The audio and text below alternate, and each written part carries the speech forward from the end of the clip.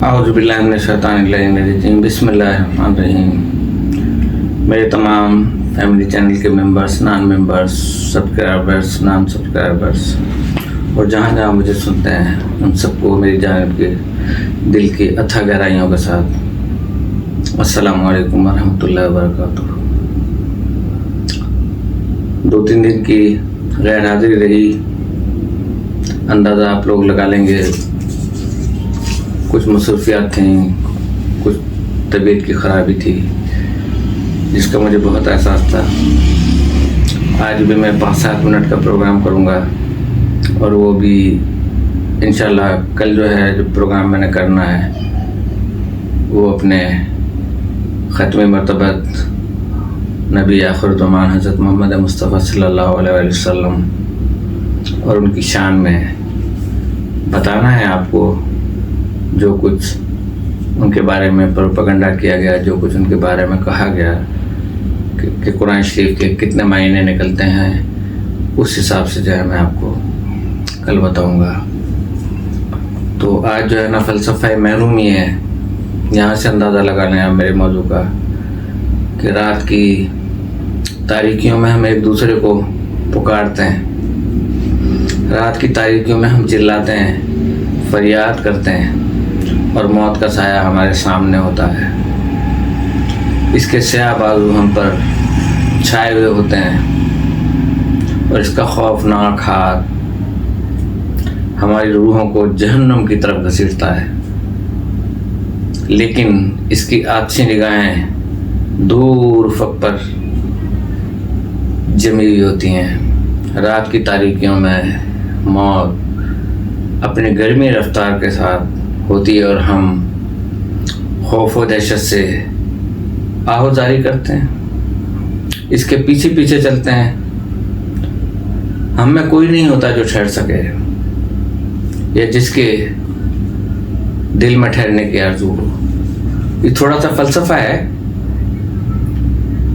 महरूमी का, तो इसमें मायूसी की बात नहीं है, लेकिन ये एक हकीकत है। गहराई से सोचिएगा।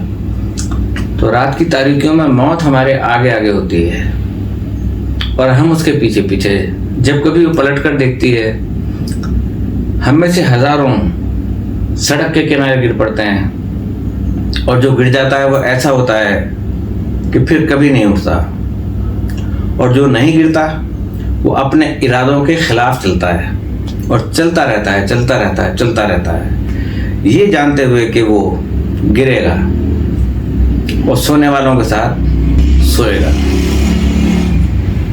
लेकिन मौत वो दूर उफ़क़ पर निगाहें जमाए चलती रहती है। रात की तारीकियों में भाई अपने भाई को, बाप अपने बेटों को और माँ अपने बच्चे को पुकारती है और हम सब के सब भूखे प्यासे थके मांदे होते हैं। लेकिन मौत ना भूखी होती है ना प्यासी, इसलिए कि इसकी ग़िज़ा का सामान हमारी रूह और जिस्म है और इसकी प्यास का सामान हमारे आंसू और खून है। लेकिन फिर भी उसका पेट अच्छी तरह भरता है और ना ही उसकी प्यास बुझती है। रात के इब्तदाई हिस्से में बच्चा माँ को पुकार कर कहता है, माँ मुझे भूख लग रही है, और माँ जवाब देती है, बेटा थोड़ी देर सब्र करो।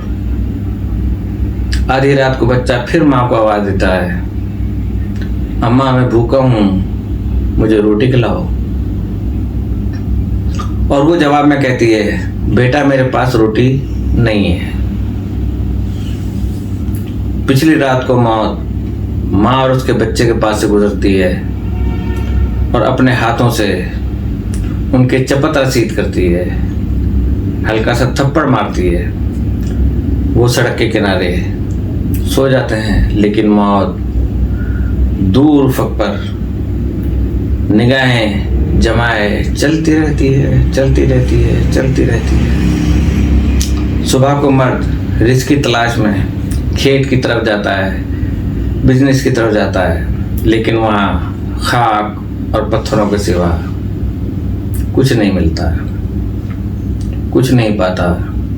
दोपहर को वो थका मांदा खाली हाथ, और कुछ लोग शाम को खाली हाथ अपने बीवी बच्चों के पास वो आ जाता है।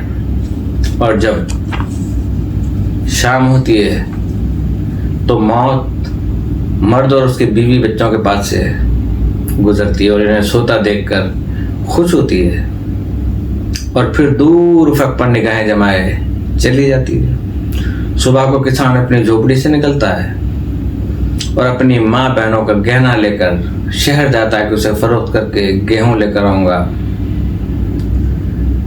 लेकिन जब दोपहर को वो ऐसी हालत में कि इसके पास सामान्य खुर्दोनोश होता है, न गहना होता है, अपने गांव वापस आता है क्योंकि लुट चुका होता है, तो देखता है कि माँ बेटियां सो रही हैं, मगर इनकी निगाहें एक मासूम से नुक्ते पर जमी है। इस परिंदे की तरह जिसे सयाद के तीर ने गिरा लिया हो। सयाद किसे कहते हैं कि जो परिंदों को पकड़ के पिंजरे में बंद कर देता है, उसे सयाद कहते हैं। कि जैसे सयाद के तीर ने गिरा लिया और वो अपने बाजू कभी आसमान की तरफ उठाता है, कभी जमीन की तरफ गिरता है।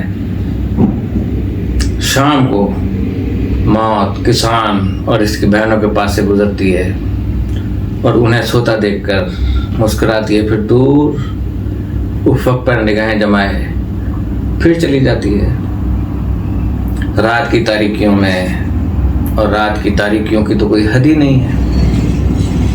तारीकियां वही समझ सकता है कि जिसके दिल के अंदर, जिसके दिल की गहराई में तारीकियां ही तारीकियां हों, तो बाहर की रोशनी भी उसे तारीकियां ही नजर आती हैं। उसे कुछ सुझाई नहीं देता, उसे कुछ नजर नहीं आता। ये रोशनी में चलने फिरने वालों, हम तुम्हें पुकारते हैं लेकिन तुम हमारी पुकार सुनते हो ही नहीं हो। सुनते हो? नहीं सुनते। हमने अपने मर्दों को और मर्दों की रूहों को पैगंबर बनाकर तुम्हारे पास भेजा, लेकिन जो कुछ उन्होंने कहा क्या वो तुम्हारे दिमागों में महफूज है? हमने मशरिकी हवाओं को अपने अनफास से गिराबार किया, इन्हें अपने जिस्मों से, अपने नफ्सों से गिराबार किया, लेकिन क्या वो हवाएं तुम्हारे दूर दराज साहिलों तक पहुंची? और उन्होंने अपने भारी बोझ तुम्हारे सामने रखा। क्या तुमने हमारी मुसीबत का अंदाजा करके